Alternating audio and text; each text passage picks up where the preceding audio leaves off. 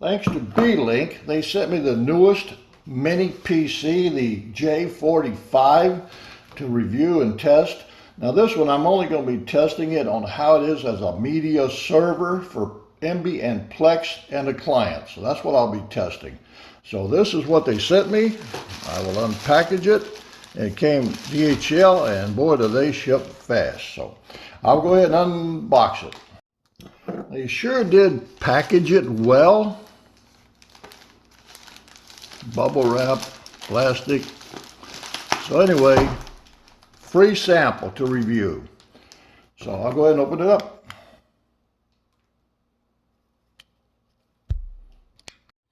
Okay, this is it. This is what it looks like. It's a Beelink and J for connect to a wonderful life. So I'm not sure what the J means.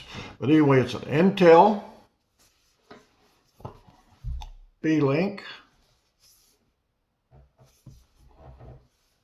Beelink. And then, okay, now on the bottom, now this particular one, it says 8 gig and 512 gigabyte of storage. So it's got 8 gig of memory and 512 gig of storage. So this is a very nice one. It's an Intel Apollo Lake Pentium processor, J45. Now this is a couple of year old CPU, but we're going to find out how it works. So this one again, it got Intel HD graphics, 505, and it's a 4K at 30 hertz frequency. So that's what it does. And it's got Wi-Fi 802.11, A, B, G, N, and AC, 2.4 gigahertz and 5.8 gigahertz. So it's got all the Wi-Fi. It's got 1 gigabit LAN and Bluetooth 4.0. So those are all the different things it's got. It's even got a micro SD card slot. So this has got everything. So we'll go ahead and open it up. It is packaged very well.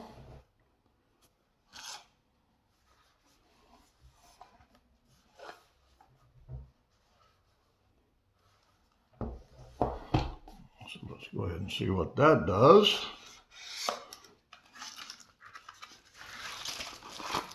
Okay, this has got the power supply bracket for mounting on the TV or the wall. So I'll go ahead and show you that in a minute. So let's take this out.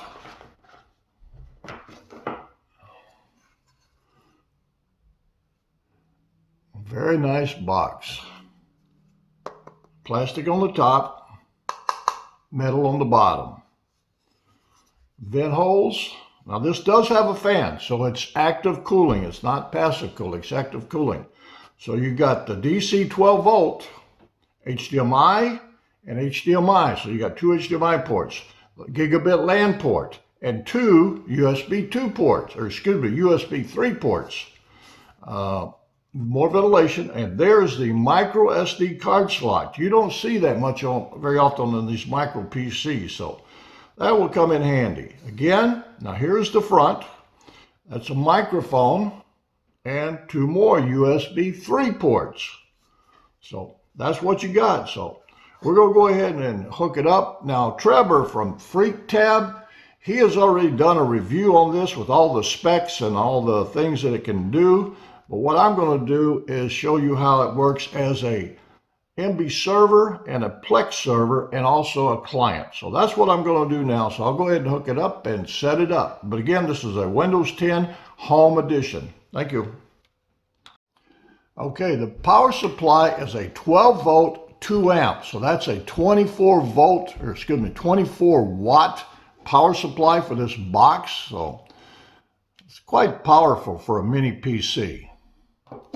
Comes with a USB cable, excuse me, HDMI cable, a long one. Well, actually, it's kind of short, probably about 6 inches. And then you have a longer one here, which is probably about a foot, foot and a half long HDMI cable. So they give you 2 HDMI cables. Now here is the bracket for mounting on the wall or mounting to the back of your TV set. And here's the holes that it would mount like that. and then mount to the back of your TV set. Here's the mounting brackets and the screws. There's screws for the mounting bracket and screws for probably an external hard drive or internal hard drive. Here's the manual. Comes with a manual.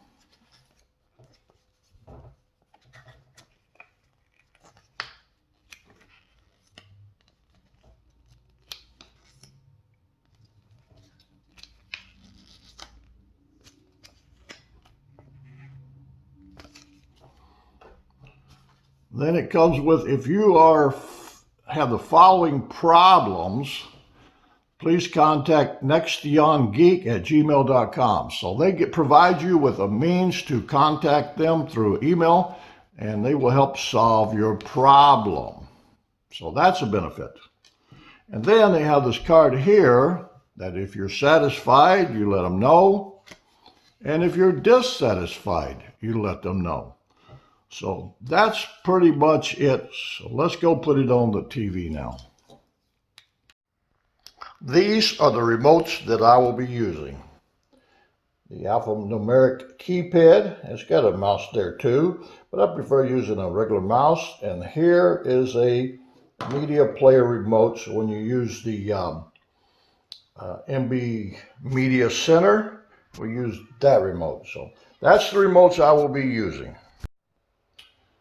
Okay, I got it all set up, and if you notice, it's got 455 gigabytes free of 476 gigabytes.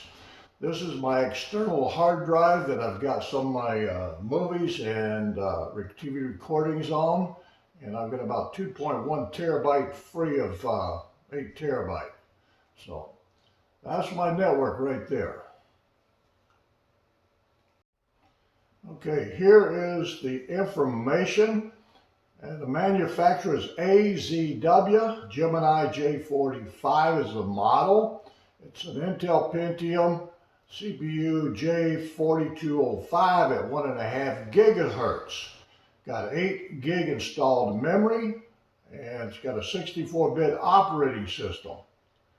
And I named it to Beelink J45, part of the work group. So that's what I want to show you there. Here is the Emby server, and I've added all these different folders on different devices, and right now it is still scanning them. It's got 92.1%. Actually, it hasn't been taking it very long considering the amount of media I've got on here, but that's what it's doing, is still scanning right now. Here is Emby Theater running on this device. Now this one gives me full HD audio. So let's click on that. Now before I start playing it, we'll have to play from the beginning. But if you notice, it shows the cast, the crew, more like this. Okay, so that's what it's got. Now if I click on that, it's pretty doggone fast. Gives you the information about him, the movies that he's in. Okay, so that's the information it gives you. All right, now let's go back if we want to watch it. We're going to start from the beginning. Okay, and right now it's True HD. Now on my AVR, it will show that. Now, other devices that does not support the HD audio, it will default to that. So I'll go ahead and give a brief playing of that. Again, this is a 4K video.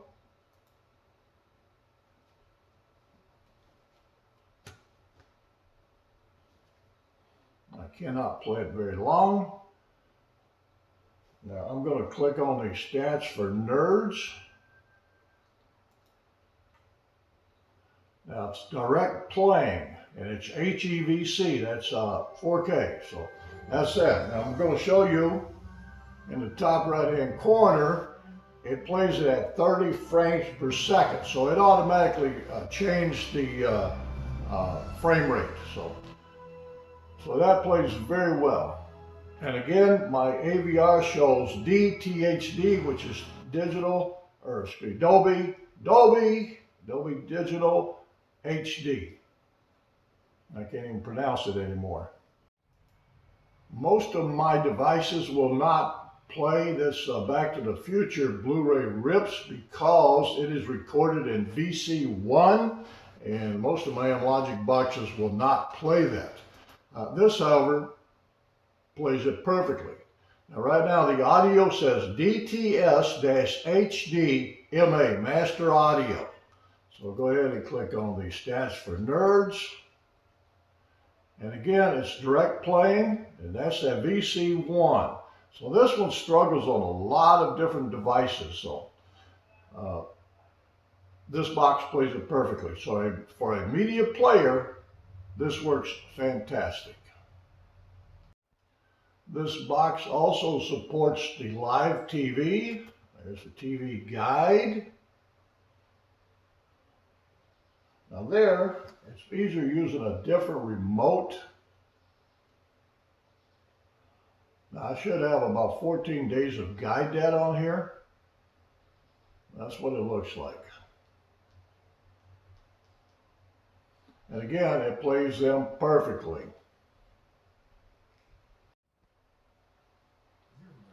So right now, it's playing Hangman's Knot. This is a commercial, so hopefully I won't get into trouble.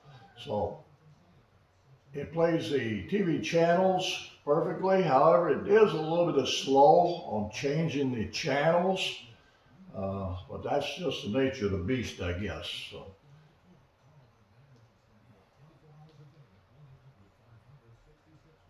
Again, it's direct playing. I guess everything on here plays direct. And if you look at the top right-hand corner, now that would convert it to 30 frames per second. I don't know if that's right or if that's wrong, but that's what it did. Now, when I checked the frame rate for the live TV show that I was viewing, it showed 30 frames per second. I thought it should say 60 frames per second. So maybe somebody can help me out here because I don't know diddly about that. So here's the modes that this supports, this computer.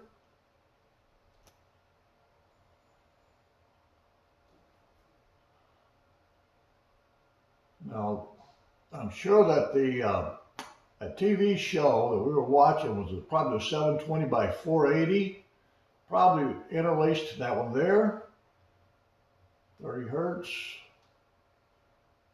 So maybe that was correct, but these are all the ones that it supports. So this computer supports a lot of different graphics. So maybe that was correct. I have no clue. All I know is it looks good when I watch it.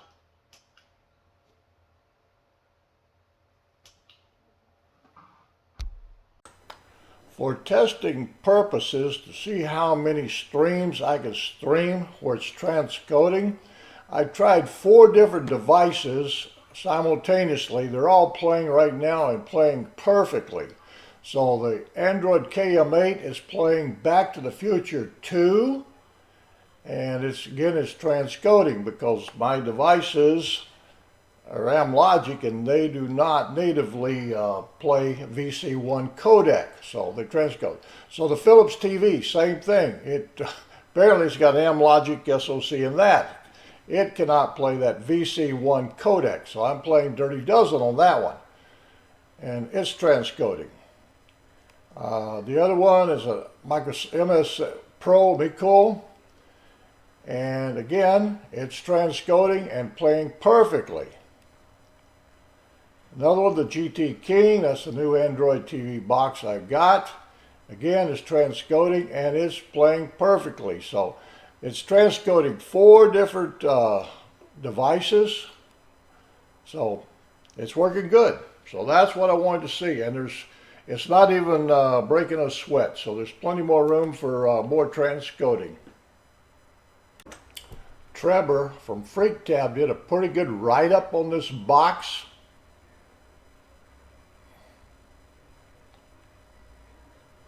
And here's his tear down. He loves to take them apart.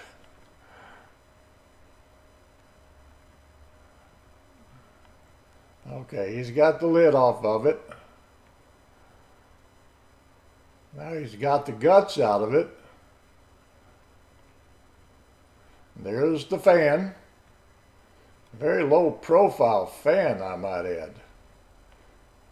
But so far it seems to be keeping it very cool. Okay, so he got everything back together and he did not have any leftover screws, so he did a fine job on that. Now you can pick this one up from Amazon for $279. Now this one has got the 256 SSD, so it's got the 8 gig of RAM and 256 of storage, so that's pretty good. So for $279. So my thoughts on this is a pretty good box for the price. It's a very good computer if you want to use it as a computer. It's good for surfing the internet, checking your email, watching YouTube, watching Netflix, etc., etc. It's great for that. But it's also a fantastic server and a client. So I tested the Emby server. I did not get a chance to test the Plex, but Emby is working great. So overall, I would give it a buy. So if you're in the market for a new computer and you don't have need for heavy computations, then I think this will work out fine for you. So that's my thoughts on it. Thank you.